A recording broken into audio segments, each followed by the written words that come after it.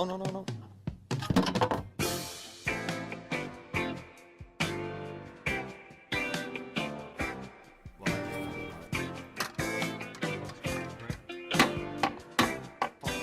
Fuck you.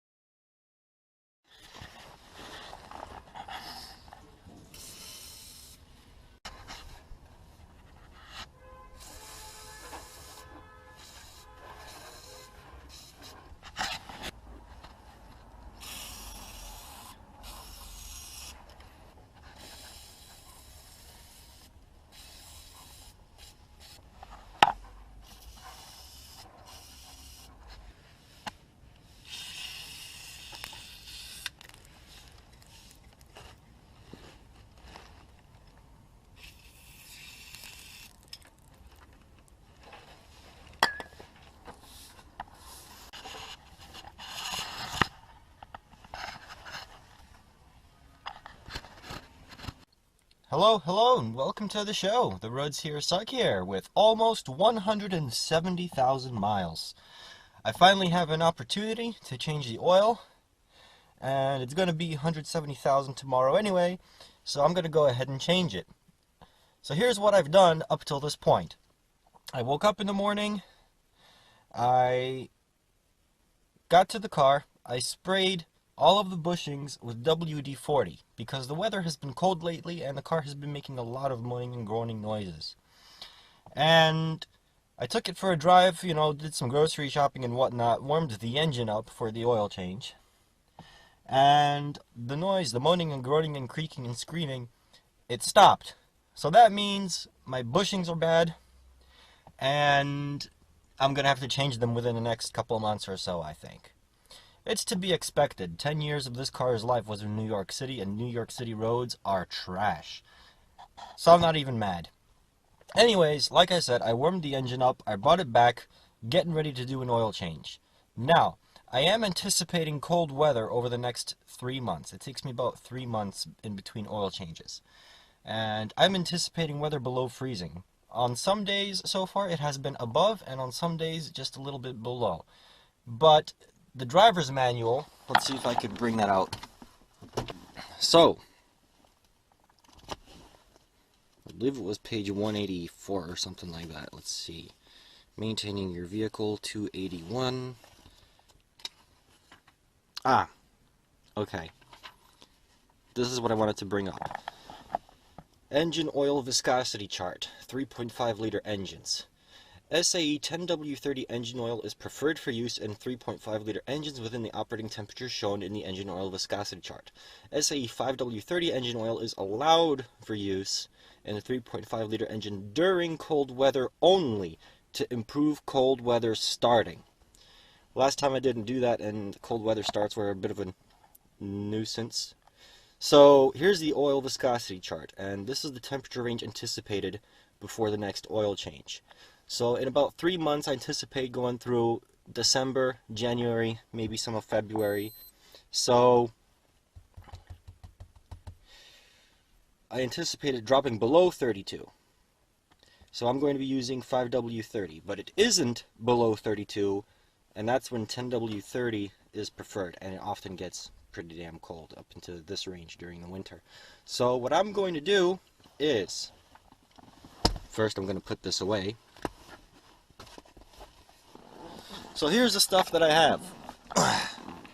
I brought 5 quarts of 5W30 Castrol Edge high mileage. This stuff actually works well, by the way. I like it. And 1 quart of 10W30. Now you might be asking, why are you mixing these oils? I'll answer that in a second. And here we have an STP filter. AutoZone had a very nice special. 5 quarts of Castrol Edge and a filter for 26 bucks. That is pretty damn good. Anyways, so that's why I'm not using the Purolator Boss. Normally I would use the Purolator Boss, but money. And this is a pretty good filter too, I've heard. I've looked it up on YouTube. And YouTube knows everything. Anyways, why am I mixing oils? Well, like I said, for that temperature range thing, that's one. But two, when you change the oil, from 10W30 to 5W30, you can't get all of the oil out. There's still anywhere between, I don't know, 0 to half a quart of quarts of oil inside the engine and oil pan and whatnot. So even if I just added straight 5W30, there's still some 10W30 in there. Now, the weather is not completely cold yet, but it will be. So I'm going to add this mix, and this is perfectly fine to do, by the way. You're not destroying anything. The end operating temperatures are 30 anyway, when the engine is warm. So that's good. It's just the cold start part. And when I need to top up oil after 3,000 miles, I will add 5W30 to thin out the 10W30. So you have so what's going on is I'm going to have somewhere in between a 5W and 10W mix in the startup range, and then I'm going to have 30s anyway when the engine's warmed up, so that's no big deal. Okay? And I just want it to be easy on my engine starting when it's damned cold out. So, enough talking. Let's get to work. Now, it does look like I put the drain plug back in a little bit too loose last time. I don't know if you guys are going to be able to see that, but there's just a little bit of oil coming out. This is why it's important to check your oil levels once a week or once every 2 weeks, because I always top up my oil when it's a little low and it just does whatever it does. So even though there's a little bit of a leak, no damage to the engine. But this is important. Always check your oil levels once every 1 or 2 weeks. Now, you guys know the drill with the oil changes. This comes out, new one in, let this drain, put it back on, so on and so forth. And it's cold outside, so I'm going to rush through it just a little bit, okay? So I'm sorry about that, but here we go. Righty-tighty, lefty-loosey. Let's get in there. Oh yeah, that motherfucker's loose. Note to self, next time make it a little tighter.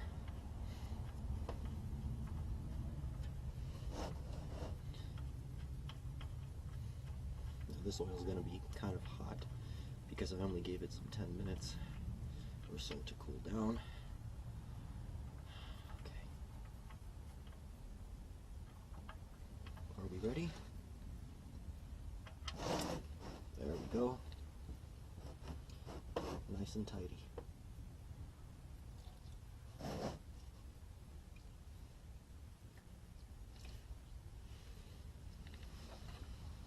I'm just going to set this aside for now over here and let this thing do its thing.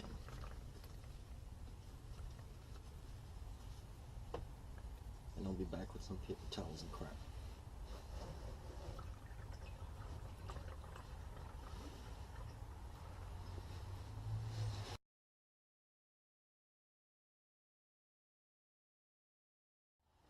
Now, for those of you who have seen me change oil before, you will know that I am kind of a stickler of trying to keep things clean. So what I'm doing now is I'm cleaning off the drain plug from oil. And I'm going to set it aside. I'm going to let this dribble out just a little bit until it just starts dribbling. Then I'm going to remove the filter.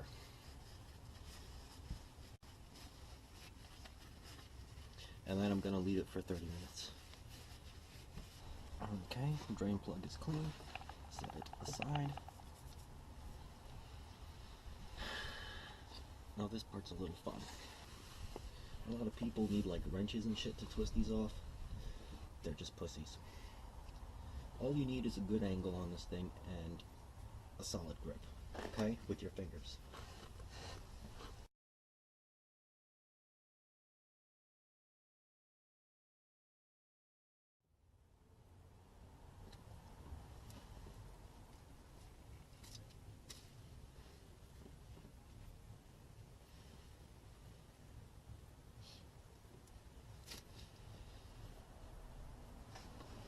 Okay, I've let the oil drain over the course of 30 minutes or whatever, and it's time to put everything back together. Now, I just want to show you this filter really quick, because I actually thought it was really cool.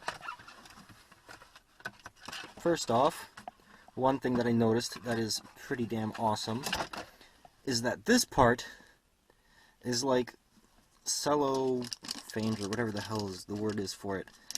That's nice. I like that, because I'm the one weirdo that walks into an auto parts store. Before I buy a filter, I open up the box and I look in this to see if there's any garbage in it or if anybody tampered with it. That's cool. That's nice. And also, this feels like it's a very like grippy surface. I want to say it's kind of like 200 sandpaper or 120 sandpaper. I don't know. It's not like sandpaper though, but it's a very grippy filter. I like that. Anyways, gonna take this plastic off, gonna put oil on this little gasket, screw this back on, clean the surfaces. You guys know the drill. Time to get to work.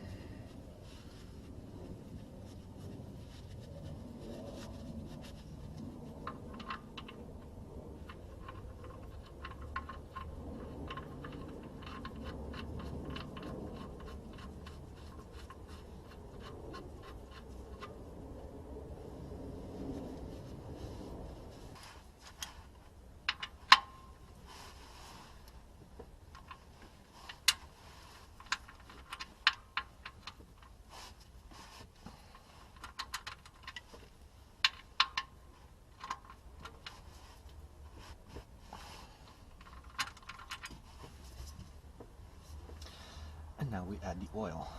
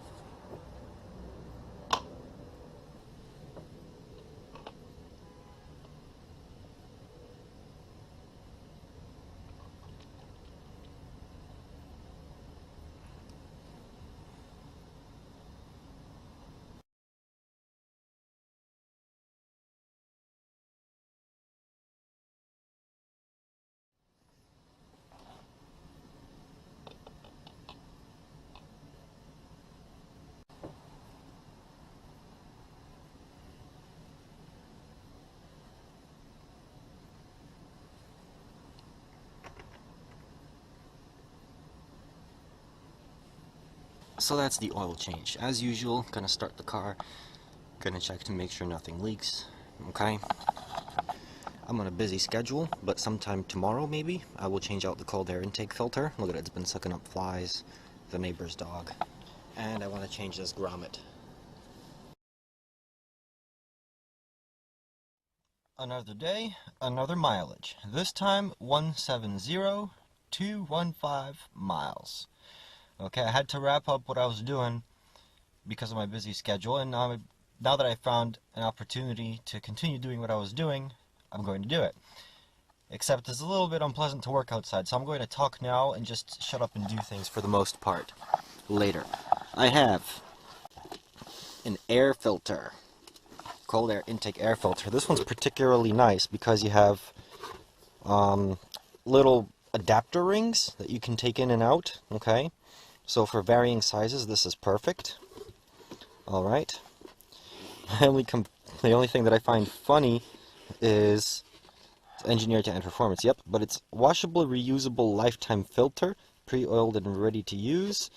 Permanent color will not fade. The color is fucking filthy, and my other filter started rusting a little bit, but changing one of these every 30,000 miles or so, not that bad, you know. Especially since it only costs about, I don't know, $25 to $30. So I've got that. And I've also got this, I call it a splash shield, because factually, it's a fucking splash shield. But, some idiot engineer decided to call this a torque box cover.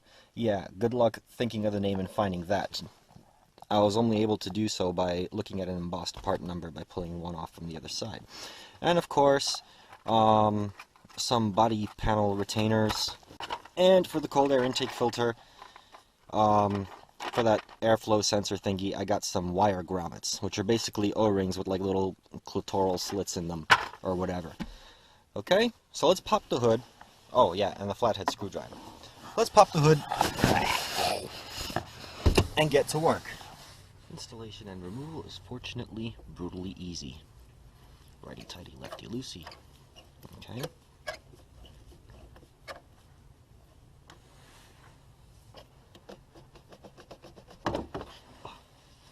Look at that. At least it works very well because it's so nice and clean on the inside. But if you look at the outside, you have rust spots forming and all sorts of, oh god, gross. You see that? Immediately gonna set that aside and inspect the inside of this pipe. Clean. Clean, clean, clean. This is good news to me.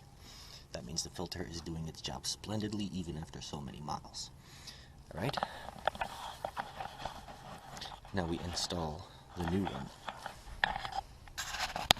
Look at that. New one, old one.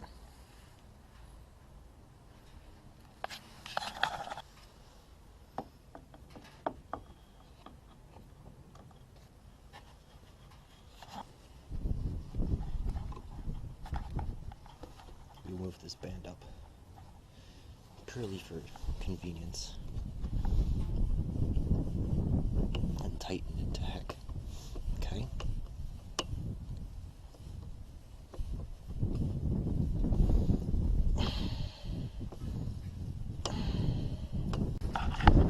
Fun fact, pipe insulator in stimulus basket makes an excellent heat shield. Now this is something that's not that fun to deal with at all, okay? It is in fact a little bit of a pain in the ass.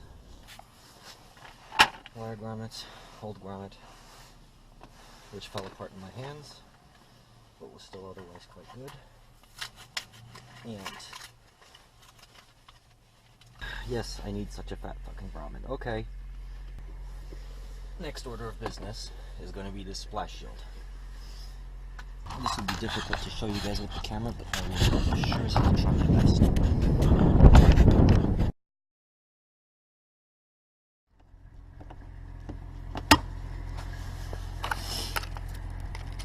One,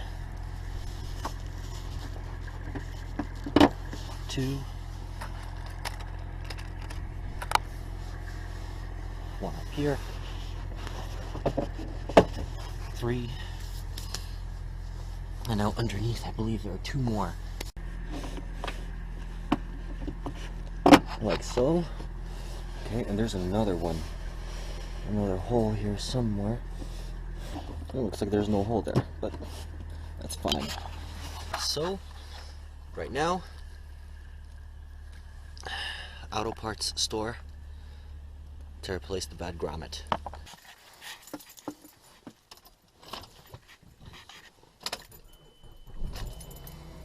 Auto parts store in style.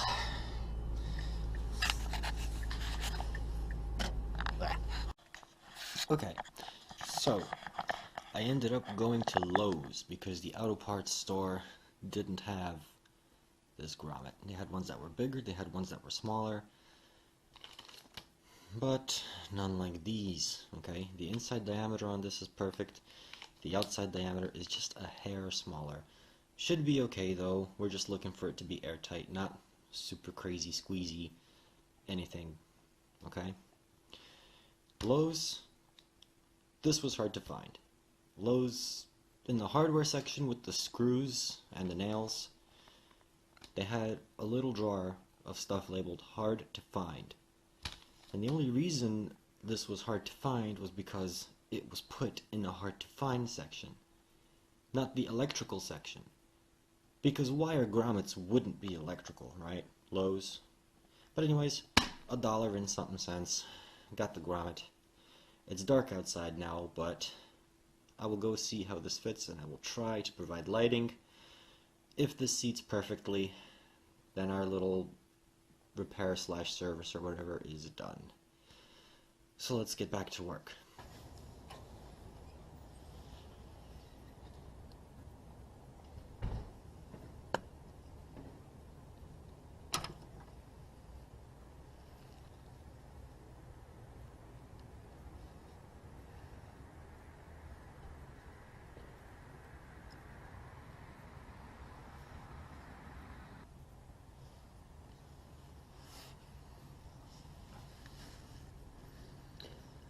And that's it.